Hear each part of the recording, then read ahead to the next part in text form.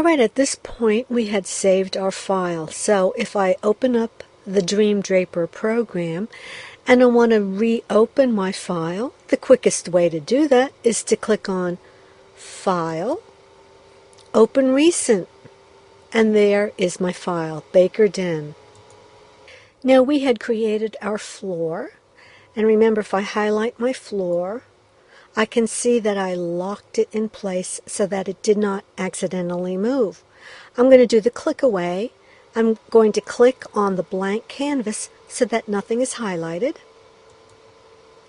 Then I'm going to show you that we also added our window, we added our door, and we added our fireplace. It's actually a good idea to lock down those fixtures. So what I can do is I'm going to depress my Shift key and keep it depressed, and then I will click on again that door and the window. Notice I can highlight multiple objects at the same time by keeping my Shift key depressed, and then I can let go of the Shift key. And now that they're all highlighted, I'll come up and click on my lock icon up here. There, and now all of those fixtures are now locked in place. Now, before I start placing furniture in my room, I think I want to get rid of those dimension tools. I really don't need to see them when I start designing. So what I can do is I'm going to highlight my dimension tool and just delete it from the canvas. In order to do that, just click on the dimension tool and you can hit your delete key on your keyboard. Notice how the dimension tool is highlighted. You can see the blue handles on either end. I'm going to do the click away again and click over here where it's blank so that nothing is highlighted. Sometimes people will have trouble grabbing the dimension tool because it is so narrow. If you do have that problem, then just highlight the number. There, and you can see that the dimension tool is highlighted. Then go ahead and press the delete key on your keyboard, and it's gone.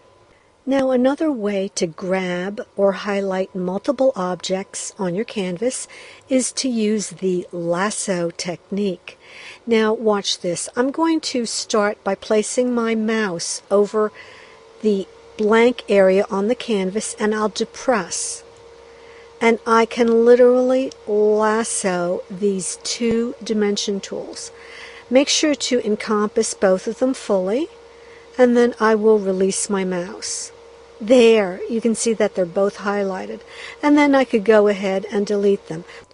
But before I delete them, I'm going to show that to you once more. I'll do the click away by clicking on the blank canvas so that nothing is highlighted. I'm going to lasso these dimension tools again by starting and depressing on the blank canvas over here. I'll keep my mouse depressed, and I need to fully encompass the two dimension tools. Now, in this example, notice that I'm not picking up the numbers. Here are the numbers of the dimension tool. If I don't lasso those numbers, watch this, they don't get selected. So when you lasso, you must make sure to encompass the full dimension tool, numbers and all. There. I'll do it one more time. I'll do the click away by clicking on the blank canvas so that nothing is highlighted, and then I'm going to lasso.